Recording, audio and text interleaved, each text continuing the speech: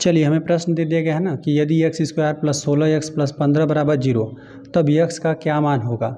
देखिए इस तरह से हमें एक द्विघात समीकरण दे दिया गया है ना, तो यहाँ पर यक्स पर है ना जो भी चर रहता है उस पर अधिकतम घात जितना रहता है ना उसका उतना सॉल्यूशन प्राप्त होता है।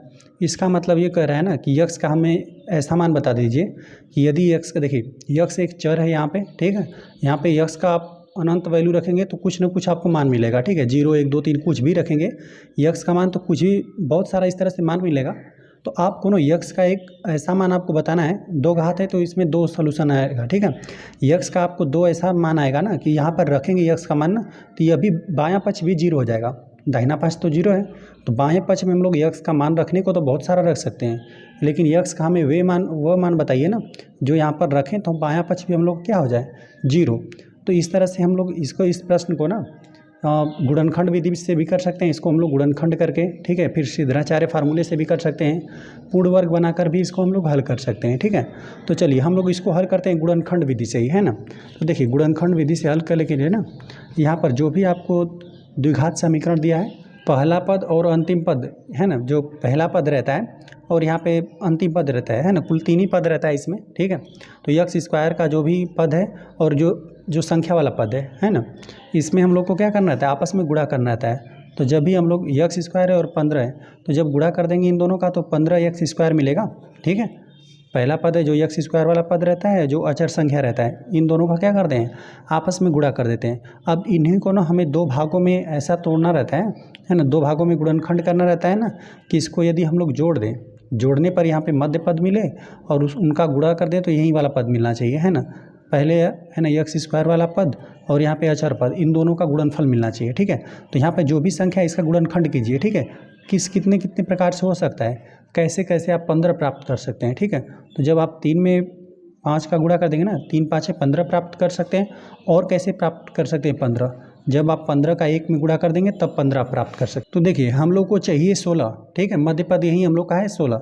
तो 16 यदि हम लोग यहाँ से प्राप्त करना चाहेंगे यहाँ पे गुणनखंड में से ना, तो क्या 3 में आप 8 जोड़ देंगे तो 16 नहीं प्राप्त कर पाएंगे, लेकिन 15 में यदि आप 1 जोड़ देंगे ना तो 16 प्राप्त कर पाएंगे आप, ठीक है। इसी तरह से जो भी यहाँ पर पहला पद है एक्स स्क्वायर का पद है और जो यहाँ पर अचर पद है, इन दोनों का आपको गुणा करके लिखने ना रहता है।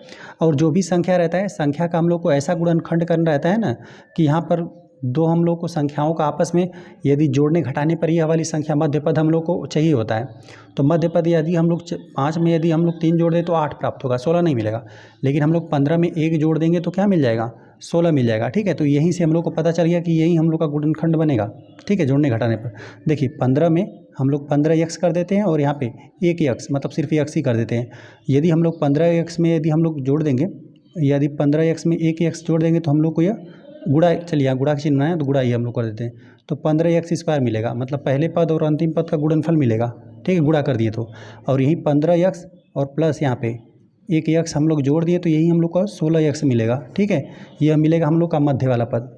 यदि हम लोग को ऐसा गुणनखंड करना रहता है कि यदि हम लोग दोनों का गुणा कर देना, जो भी हम लोग को संख्याएं, तो पहला पद और यहाँ पे एक्स स्क्वायर का पद जो है दो घात वाली संख्या का पद और यहाँ पे अचर पद, इन दोनों का गुणनफल मिले, गुणा करें तो, और साथ ही साथ उन दोनों संख्याओं को जोड़ दें तो मध्य वाला पद मिलना चाहिए, तभी इसका गुणनखंड हो पाएगा, ठीक है। तो यदि आप 15 एक्स में 1 एक्स जोड़ देंगे तो 16 एक्स मिल जाएगा और 15 एक्स में एक्स का गुणा कर देंगे तो 15 एक्स स्क्वायर मिल जाएगा, जो कि यही है एक्स स्क्वायर वाले पद और यहाँ पे अचर पद का गुणनफल है, ठीक है। तो अब हम लोग यही एक्स स्क्वायर लिख देते हैं प्लस, और तो यहीं 16 एक्स के स्थान पर हम लोग क्या लिख देते हैं, यहीं 15 एक्स प्लस यक्स लिख देते हैं, ठीक है। 15 यक्स और प्लस यक्स लिख दिया है ना, प्लस यहाँ पे 15 बराबर 0, ठीक है। हमने बस यहाँ पे 16 एक्स के स्थान पर क्या लिख दिया, यहाँ पे 15 यक्स प्लस यक्स लिख दिया। अभी इन दोनों को जोड़ देंगे तो हम लोग को यही 16 एक्स पे प्राप्त हो जाएगा, ठीक है। अब हम लोग को क्या करना रहता है ना कि जोड़ा बनाना रहता है, ठीक है। तो शुरुआत से ही बनाते हैं, ठीक है। इसको चलिए एक बार और हम लिखते थे, एक्स स्क्वायर प्लस यहाँ पे 15 एक्स है प्लस एक्स है और प्लस 15 है बराबर 0 है। अब चलिए दो का जोड़ा बना लीजिए, इन दोनों में से जो उभयनिष्ठ है उसको ले लीजिए और इन दोनों पदों में से जो उभयनिष्ठ है उसको लिख लीजिए, ठीक है। तो इन दोनों पदों में से क्या उभयनिष्ठ है, यक्स उभयनिष्ठ है इसमें भी और यक्स उभयनिष्ठ है इसमें भी। तो यक्स उभयनिष्ठ लेंगे तो यहाँ पर यक्स बचेगा और यहाँ पर यक्स उभयनिष्ठ ले लिया गया है तो सिर्फ प्लस 15 बचेगा, ठीक है। अब इन दोनों पदों में से हम लोग को ऐसा करना रहता है ना, ऐसा उभयनिष्ठ लेना रहता है कि यह कोष्टक दोनों में उभयनिष्ठ हम लोग को मिले। ठीक है, तो ये देख रहे हैं कि x + 15 तो हम लोग को चाहिए कोष्टक में, तो x + 15 यहाँ पर भी है, तो हम लोग सिर्फ +1 को उभयनिष्ठ ले लेते हैं। ठीक है, तो यहाँ पर हो जाएगा x + 15, यहाँ पर हो गया x + 15, सिर्फ हमने इन दोनों पदों में से एक ही उभयनिष्ठ ले लिया। ठीक है, और बराबर यहाँ पे 0। ठीक है, तो अब कुल 2 पद हो गया, पहले 4 पद था तो पहला और फिर इस तरह से 2 पद ले लेंगे, 2 पद इस तरह से, 2 पद हमने यहाँ पे दोनों ले लिया। इन दोनों में x उभयनिष्ठ था, इन दोनों पदों में से एक उभयनिष्ठ था। तो जब आप सही किए रहेंगे तो यह दोनों कोष्टक की राशि आपको दोनों बराबर ही मिलेगा। तो हम लोग को कितना मिला, x + 15 इसमें भी, x + 15 इसमें भी, 2 पद है। अब दोनों पदों में यह पद उभयनिष्ठ है। ठीक है, x + 15 उभयनिष्ठ हमने कर लिया, तो क्या बचा, x + 1 बचा। ठीक है, बराबर 0। अब यहाँ पर हम लोग को कह रहा है ना कि यहाँ पर हमने गुणनखंड कर दिया। ठीक है, गुणनखंड करने पर देखिए अब 2 संख्याएं इस तरह से हैं कि दोनों संख्याओं का गुणनफल 0 है। ठीक है, तो हो सकता है कि यह संख्या 0 के बराबर हो सकता है यह संख्या 0 के बराबर हो। तो चलिए, तो इसके लिए क्या करते हैं, एक बार इसको 0 के बराबर लेते हैं, एक बार इसको 0 के बराबर, तो लिख देते हैं जब x + 15 बराबर 0, जब इसको आप क्या करेंगे, 0 के बराबर लेंगे, तब x का वैल्यू क्या होगा, यहाँ पे -15 बराबर को उधर पक्षांतर कर दीजिए, -15 प्राप्त हो जाएगा। ठीक है, तो यहाँ पे x का वैल्यू एक -15 मिला। ठीक है, और फिर जब लिखिए x धन 1 बराबर 0, हमने एक बार इसको ले लिया, तो x का वैल्यू कितना मिलेगा, -1 मिलेगा। धन 1 था, बराबर को उधर पक्षांतर कर दिया, -1 मिला। तो यही x का आपको 2 वैल्यू मिला ना इस समीकरण के लिए, इस वर्ग समीकरण के लिए x के यही 2 मान हैं। यदि आप ना x के स्थान पर यहाँ पे 15 लिखेंगे, -15 है, -15 का वर्ग करेंगे गुणते, मतलब प्लस है, +16 गुणते -15 और +15 रख कर हल करेंगे इसको ना, तो आपको 0 मिलेगा। और वहीं यदि x का स्थान यहाँ पे ना -1 रख देंगे x के स्थान पर ना, तो यहीं आपको 0 मिल जाएगा। ठीक है, चलिए एक हम आपको हल करके दिखाते हैं। देखिए इस वर्ग समीकरण का हल हमने निकाल दिया, यही है हल इसका, x के 2 वैल्यू यही, ये कि x बराबर -15 है और x बराबर यहाँ पे -1 है। हम एक बार लिख देते हैं यहाँ पे वर्ग समीकरण x² + 16x + 15 बराबर 0 के हल x बराबर कितना, -15, -1 है। ठीक है, इस तरह से 2 घात था, x पर 2 घात था, तो इसलिए x का क्या मिला, 2 हमें वैल्यू प्राप्त हुआ। -15 प्रतिस्थापित करके यहाँ पे x के स्थान पर आप चेक कर लीजिएगा, हम चलिए -1 रख कर यहाँ पर दिखाते हैं आपको। ठीक है, तो यही है हम लोग का समीकरण। चलिए यहीं तक आपको हल हो गया है। ठीक है, आपने x का 2 वैल्यू प्राप्त कर लिया है ना, जो कि आप बाएं स्थान पे, मतलब बाएं पक्ष में प्रतिस्थापित करेंगे, दाएं पक्ष के बराबर मिलेगा। ठीक है, तो चलिए ऋण 1 रख कर आपको हम चेक करते हैं, दिखाते हैं। x² + 16x है और +15 है। ठीक है, ये हम लोग का बायां पक्ष है। यहाँ पर हम लोग ऋण 1 प्रतिस्थापित करते हैं x के स्थान पर ना, देखते हैं हम लोग का सही आया है कि नहीं।